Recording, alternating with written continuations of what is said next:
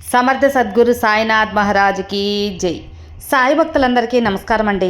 మన సాయినాథుని దయ వల్ల అందరూ సంతోషంగా ఉండాలి అని మనస్ఫూర్తిగా కోరుకుంటూ ఈ వీడియో ఆరంభిస్తున్నాను. ఇక ఈరోజు వీడియోలో మన కోసం బాబాగారు ఏం చెప్తున్నారా అంటే, బిడ్డ నీ భవిష్యత్తు గురించి ఒక ముఖ్యమైన మాట చెప్పడానికి ఈరోజు షిరిడి నుంచి కదలవచ్చాను. కాదు అనకుండా ఈ బాబా మాట వింటావు కదూ, ఈ సాయి సందేశం వింటావు కదూ, నీ భవిష్యత్తు గురించి ఒక మాట చెబుతానమ్మా, చూడగానే విను. నీకు ఆ సందేశం ఎంతగానో ఉపయోగపడుతుంది, నీ జీవితానికి అదృష్ట బాటలో తీసుకెళ్తుంది. ఖచ్చితంగా ఈ సాయి వాక్కును మాత్రం నిర్లక్ష్యం చేయొద్దని బాబాగారు మన కోసం ఒక అద్భుతమైన సందేశం తీసుకొచ్చారండి. ఆ సందేశం ఏంటి, ఏం చెబుతున్నారు అని చూడబోయే ముందు మన ఛానల్ కొత్తగా చూస్తున్నట్లయితే సబ్స్క్రైబ్ చేసుకోండి. మన వీడియోస్ నచ్చినట్లయితే ఖచ్చితంగా లైక్ చేసి సపోర్ట్ చేయండి ఫ్రెండ్స్. సముద్రం అన్నాక అలలు, మనిషి జీవితం అన్నాక సమస్యలు కష్టాలు తప్పవు కదా. కానీ ప్రతి ఒక్క సమస్యకి 24 గంటల్లోనే పరిష్కారం చూపే మనకు తెలిసిన ఒక గురువు గారు ఉన్నారండి, శ్రీనివాసరాజు గారు. నంబర్ 1 వశీకరణ స్పెషలిస్ట్. శ్రీ షిరిడి సాయిబాబా గారి ఆశీస్సులతో జ్యోతిష్యం చెబుతారు. మీకున్న ఎటువంటి ప్రాబ్లమ్స్కైనా సరే ఖచ్చితమైన పరిహారం 100% సొల్యూషన్ అనేది చూపిస్తారు. మీరు ఉన్న చోట నుంచే గురువుగారిని ఫోన్ కాల్ ద్వారా సంప్రదించవచ్చు. మీ సమస్య అయితే తీరిపోతుందండి. 96630644 ఈ నంబర్కి కాల్ చేశారంటే మీకున్న ఎటువంటి ప్రాబ్లమ్స్ అయినా, విద్య, ఉద్యోగం, వ్యాపారం, ప్రేమ, పెళ్లి సమస్యలు, రియల్ ఎస్టేట్ ప్రాబ్లమ్స్, విదేశీ ప్రయాణం ఆలస్యం అవుతుంది, వీసా రావట్లేదు, వీసా ఆలస్యం అవుతుంది, భార్యాభర్తల మధ్య గొడవలు, సంతాన సమస్యలు, రాజకీయ సమస్యలు, వ్యవసాయ సమస్యలు, అంతేకాకుండా వాస్తు దోషాలు కానివ్వండి, జాతకంలో దోషాల వల్ల పెళ్ళిళ్ళు ఆలస్యం అవుతున్నా, ఇలా ఎటువంటి సమస్యలకైనా గురువుగారి పరిష్కారం అయితే చూపిస్తారు. అంతేకాకుండా స్త్రీ పురుష వశీకరణ కూడా చేస్తారండి. మీరు చేయవలసింది 96630644 నంబర్కి కాల్ చేసి గురువుగారి మీద మీ ప్రాబ్లం పెట్టారంటే ఆ ప్రాబ్లం తీరిపోతుందండి. నేను చెప్పించుకొని నా సమస్య తీరి నాకు నమ్మకం కుదిరిన తర్వాత మీ వరకు అయితే తెలియజేస్తున్నాను. ఒకసారి నమ్మకంతో గురువుగారికి కాల్ చేయండి, మీ ప్రాబ్లమ్స్ అయితే తీర్చుకోండి ఫ్రెండ్స్. ఇక వీడియోలోకి వచ్చేస్తే బాబాగారు మన కోసం ఏం చెబుతున్నారు అంటే, తల్లి నీ భవిష్యత్తు గురించి మాట ముఖ్యమైనది చెబుతాను అని చెప్పాను కదా. తల్లి, నా మీద కోపం అనేది వద్దు, నాకు ఎవరి మీద కోపం అనేది రాదు కూడా. ఎందుకంటే మీరు నా బిడ్డలు, మీరందరూ కూడా నా భక్తులు. ఎప్పటికైనా ఈ తండ్రికి తన బిడ్డల మీద కోపం వస్తుందో చెప్పు. నేను కూడా అలానే మీకు తండ్రి స్థానంలో ఉన్నాను కాబట్టి మీరందరూ నాకు బిడ్డలే, నా ప్రియమైన బిడ్డలే. మీపై నేను కోపగించుకుంటే నేను ఎందుకు చాలా చేస్తానమ్మా? ఎవరిపైనా నేను కోపం అనేది తెచ్చుకోను తల్లి. మీరు ఈరోజు బాధపడుతూ ఉన్నారు కదా, నా మనసు చాలా బాధగా ఉంది, ఎంతో వేదన చెందుతుంది.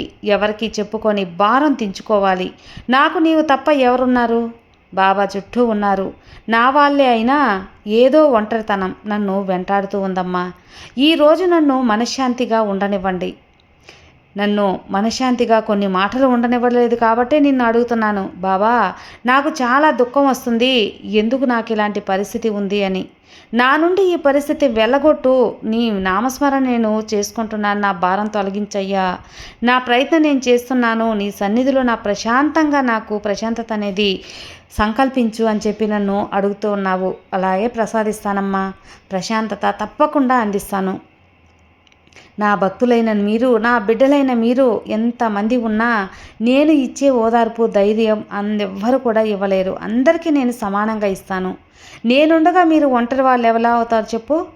నువ్వు అనుకుంటూ ఉండొచ్చు, నాకే ఎందుకు ఇన్ని కష్టాలు, ఎన్ని సమస్యలు, ఎప్పటికీ తీరడం లేదే, ఏ కోరిక అనుకున్నా అది నెరవేరడం లేదే అని. ఈ జన్మ ఎందుకు తండ్రి, నాకు చాలా బాధగా ఉంది అని ఎంతో ఆర్భాటంలో, నువ్వు ఆరాటంలో, మనసు బాధలో చెప్పుకుంటూ ఉన్నావు. ఈ సాయి వాకు విన్నావంటే నీ మనసు ప్రశాంతంగా ఉంటుంది. నీ బాధలన్నింటినీ నేను తొలగిస్తాను. నాకు నమ్మకం ఉంది, ఎన్నోసార్లు నాకు మీ రక్షణ కలిగింది బాబా, మీ రక్షణ దొరికింది. ఈ సాయి నా కుటుంబ బాధ్యత నీదిగా తీసుకెను. ఎందుకంటే నీ మీద ఆధారపడి ఉన్న ఈ భక్తుని నువ్వే కాపాడాలి అని నన్ను ఎంతగానో ప్రార్థించావు. అన్నిటినీ నా మీద భారం పెట్టి నువ్వు చూసుకోకుండా ఎందుకుంటానమ్మా? నేను అన్నీ సక్రమంగా నిర్వర్తిస్తాను. నీవే నాకు బలం, నీవే ఎల్లప్పుడూ అన్నీ నాకు తోడుగా ఉండి కావలసిన శక్తిని, ధైర్యాన్ని ఇవ్వు బాబా. అలా ఇచ్చే ధైర్యంతో నేను ఎలాంటి పరిస్థితులనైనా సరే దాటుకొని నిలబడతాను అని నువ్వు ప్రతిరోజు కూడా నువ్వు నా ముందు ఇలా వేడుకుంటూ ఉన్నావు కదా బిడ్డ. ఖచ్చితంగా నీకు మంచి రోజు వస్తుంది. ఈరోజు ఈ సందేశం ఇవ్వడానికి అందరినీ నేను ఖచ్చితంగా నీకు అర్థమయ్యేలా చెబుతాను. దిగులు చెందవద్దు, నా ఆశీస్సులు నీకు ఎప్పటికీ ఉంటాయి. అంతా మంచే జరుగుతుంది. కన్నీరు పెట్టడం వలన ఉపయోగం ఏమీ లేదమ్మా. నీ ఆరోగ్యం దెబ్బతినడం, అలాగే నీ యొక్క మనశ్శాంతి పాడవడం తప్ప ఏమీ ఉండదు. నీ సమస్యకు పరిష్కారం అనేది నువ్వు బాధపడితే దొరకదు, నువ్వు ఆలోచిస్తే దొరుకుతుంది. నీ సమస్యలన్నీ తొలగించుకోవటానికి నువ్వు చేసే ప్రయత్నాలు అనేవి మొదలుపెట్టు. ఈ బాబా ఆశీర్వాదంతో అన్ని ప్రయత్నాలు కూడా నీకు అన్నీ సఫలమవుతాయి. ఏది ఆపవద్దు. ఏ పనినైనా నువ్వు మొదలుపెట్టినప్పుడు ఆ పని చేయగలవా లేదా అనే సందేహం వద్దు. అలా ఎందుకు చెప్పు? ఒక్క రోజులో పని అనేది పూర్తి అయిపోతే ఇంకెందుకు? ఏ పని ఎప్పుడు పూర్తవడానికైనా కాస్త ప్రయత్నించాలి. సమయం అంటూ పడుతుంది. ఒక్క రోజులోనే నీకు పని జరగాలంటే ఎలా బిడ్డ? కొంచెం ఓపిక తెచ్చుకో, శ్రద్ధ సహనంతో ఉండి చూడు. ప్రతి పని నీకు సులువుగానే అవుతుంది. ఎంత కష్టమైనా చాలా సులభంగా నువ్వు అన్నీ కూడా ఎదుర్కోగలవు. అలా కాకుండా నాకు ఒకటే ఇన్ని కష్టాలు వస్తున్నాయి, ప్రతి ఒక్కరూ సంతోషంగా ఉన్నారు, నాకే ఎందుకు ఇన్ని అవమానాలు అని నిన్ను నువ్వు నిందించుకోవద్దు. బాధపడకమ్మా. ఏ పనినైనా సరే నువ్వు సక్రమంగా నిర్వర్తించు, పూర్తి చేయి. శ్రద్ధాశక్తులతో కనుక నువ్వు ప్రయత్నించినట్లయితే నీకు విజయం ఉంటుంది. నువ్వు ఈ అవమానాల నుండి, ఈ రుణబాధల నుండి తప్పించుకోవచ్చు. ఖచ్చితంగా నువ్వు అనుకున్న పని నెరవేరుతుంది. నేను నీకు మాట ఇస్తున్నాను తల్లి. పెద్ద కష్టమే, కానీ అది తలుచుకుంటూ ఉంటే మాత్రం పెద్ద కష్టంగా ఉండిపోతుంది. జీవితాంతం వేదనాభరితం అవుతుంది. నీకున్న కష్టాలను ఎప్పుడు కూడా నువ్వు తలుచుకుంటూ ఉంటే అవి ఇంకా పెద్దవవుతాయి. ఇక సుఖాల బాట ఎప్పుడు పడతావు చెప్పు? కష్టాల ఊబిలో కూరుకుపోయి నువ్వు సుఖాలను అనుభవించలేకపోతున్నావు. బాధలు అనే ఒక బావిలో పడిపోయి నువ్వు ఆనందాలను మర్చిపోతున్నావు. అందుకే నీకు సంతోషాల బాట ఏర్పరచాలని ఈరోజు ఈ సాయి నీ ముందుకొచ్చాను. నీకు ఈ వీడియో కనపడింది అంటే, ఈ సాయి వాక్కు నీకు వినపడింది అంటే ఖచ్చితంగా నా ఆశీర్వాదంతో ఇది నీకు అందింది అన్నర్థం. నీ జీవితం మంచిగా ఉండబోతుంది అన్నర్థం. చెడు సమయాలన్నీ కూడా తొలగిపోయి మంచి సమయాలు ఆరంభమయ్యాయి అని అర్థం. అంతా కూడా పగలు రాత్రి ఎలా సమానమో కష్టసుఖాలు అనేవి జీవితంలో సమానంగా వస్తూ ఉంటాయి. అన్నిటినీ స్వీకరించగలగాలి.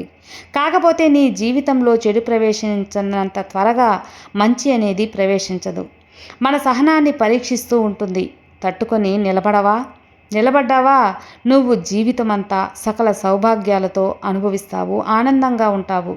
అలా కాకుండా పరిస్థితులను తిట్టుకుంటూ, అందరినీ దూషిస్తూ వెంటనే ఈ చెడు నుండి తప్పించుకోవాలి, చెడు దారిలో ప్రయత్నించడం చేస్తే కనుక ఇంకా భయంకరమైన రోజులైతే నువ్వు అనుభవిస్తావు. గుర్తు తెచ్చుకో తల్లి, గుర్తుపెట్టుకో. తప్పుడు దారిలో సంపాదించిన ధనం ఎక్కువ కాలం నిలబడదు. అలాగా కాకుండా నువ్వు కష్టపడిన ధనాన్ని, నీ యొక్క కష్టార్జితంతో సంపాదించుకున్న ధనాన్ని నువ్వు పొంది చూడు. ఆ ఆనందం అంతులేనిదిగా ఉంటుంది. ఆ ఆనందమే వేరు. నీతో పాటు ఎల్లప్పుడూ నీకు తోడుగా ఉంటుంది. అది నీకు గర్వంగా కూడా ఉంటుంది. కొందరు అనుకుంటూ ఉంటారు, మేము ఎప్పుడు న్యాయం చేయలేదు, అయినా అన్యాయం చేయలేదు, మేము భగవంతుడు ఇలాంటి శిక్ష మాకెందుకు వేశాడు అని నిందిస్తూ ఉంటారు. ఇది ఎప్పటికైనా తెలుసుకోవాల్సిన నిజం ఒకటి ఉంది. జన్మించిన ఎవరికైనా సరే ఇది తెలుసో తెలియకో ఏదో ఒక పాపం అన్నది ఖచ్చితంగా చేసే ఉంటారు. అది చిన్నదా పెద్దదా అనేది కాదు, దాని ప్రతిఫలం అన్నది ఎంతటి వారైనా ఖచ్చితంగా అనుభవించి తీరాల్సిందే. ఏమి కోల్పోయావో అన్నీ నీకు తిరిగే నువ్వు ఖచ్చితంగా పొందే తీరుతావు. ఎవరైనా సరే పోగొట్టుకున్నవన్నీ కూడా పొందుతారు. ఒక్కొక్కరు త్వరగా వాళ్ళకి వాళ్ళకి తగిన సమయంలో అన్నీ అనుభవించక తప్పదు. కొద్దిపాటి ఆలస్యం అవుతుంది అనేది నిజమే, కానీ ఎవరికి అన్యాయం అనేది కాలం చేయదు, భగవంతుడు ఎప్పటికీ చేయడు. నేను చెప్పేది అర్థం చేసుకో తల్లి. ఏదైనా తిరిగి పొందగలవు, కానీ ఎవరినైనా కోల్పోయినప్పుడు వారిని తిరిగి పొందడం అనేది చాలా అసాధ్యం. అందుకే జీవించి ఉన్నప్పుడే వారితో ప్రేమగా ఉండాలి, అన్యోన్యంగా ఉండాలి, వారి విలువ తెలుసుకోగలగాలి. నేను ఎవరిపైన కోపంగా ఉండను, మీరు అలా అనుకుంటారు అంతే. బాబా నా కోసం ఏం చేయడం లేదు, నేనంటే బాబాకు అసలు ఇష్టం లేదు అని. కానీ నువ్వు అనుకున్న పుణ్యఫలాలను బట్టి, పాపకర్మలను బట్టి నువ్వు అనుభవిస్తున్న రాతలను నువ్వు ఎప్పటికీ కూడా గుర్తుపెట్టుకోరు. సమస్యలు ఎన్ని చుట్టుముట్టినా నీవు ఉన్నావనే ధైర్యం నన్ను ముందుకు నడిపిస్తుంది అనే ఒక మాటలు నీ మనసుకి ఎంతగానో తాగుతాయి. నీవు చూసుకుంటావనే నమ్మకం అనిపిస్తూ ఉంటుంది కదా. నా బాధను మరిపిస్తూ ఉంటుంది బాబా అని నా దగ్గర అడుగుతూ ఉన్నావు. అక్షరాల అలాగే చేస్తానమ్మా.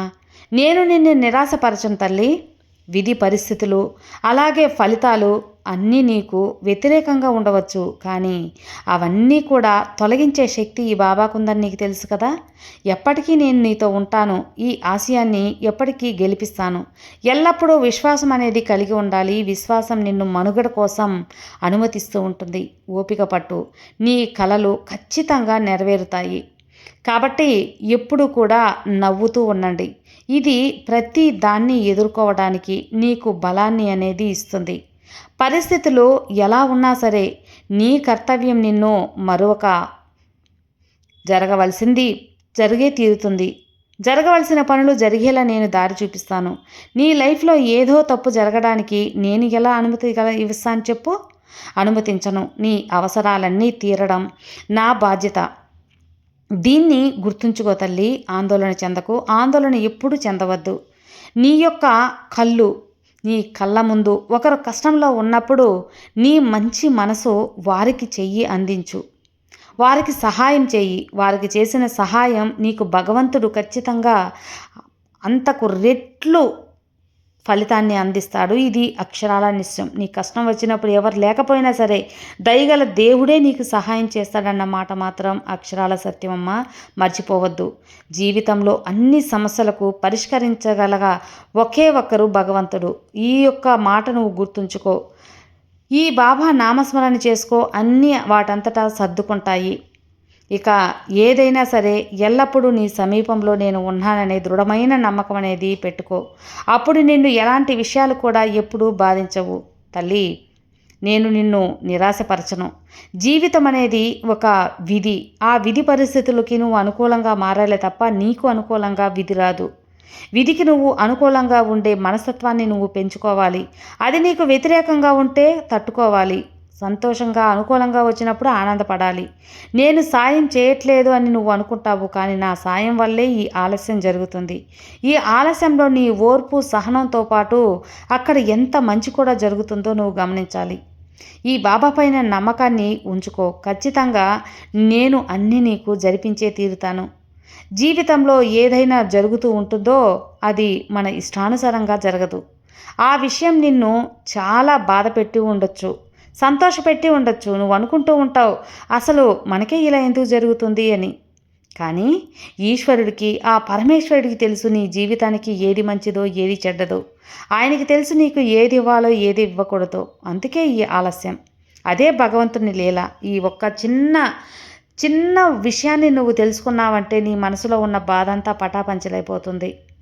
అంతరంగంలో ఏదైతే భావం ఉంటుందో ఆ భయం పుట్టిస్తుందో ఆ భయంతో పోరాడాలి అని నీ మనసులో పూర్తి భక్తితో నిలుపుకో. అప్పుడు భగవంతుడికి నీకు ఏది చెయ్యాలి అసలు పొంతనే ఉండదు. నిజానికి నీ కష్టం ఎంత పెద్దదో కానీ నువ్వు కష్టాలను చెప్పు.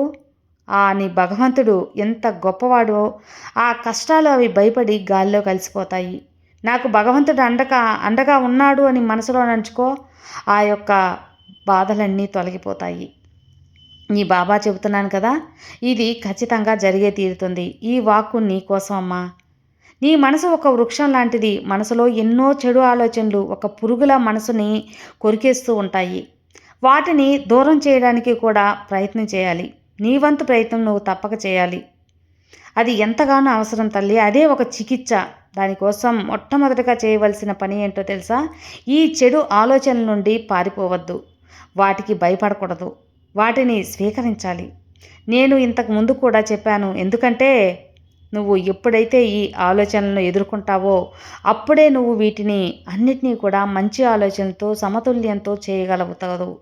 ఇవి నిన్ను ఓడించి నిన్ను గెలిపిస్తాయి. నీ సంకల్పాన్ని నీరు కార్చాలనుకున్న వాటికి అడ్డుకోట కడతాయి. ఒక్కటి గుర్తుపెట్టుకో, నువ్వు అప్పటి వరకు ఒక సఫలమైనటువంటి కాదు, ఎప్పటి వరకు నువ్వు ఓటమిని ఒప్పుకొని ప్రయత్నం చేయడం మానావో అప్పుడే నీ జీవితం అనేది విజయవంతంగా ముందుకెళ్తుంది.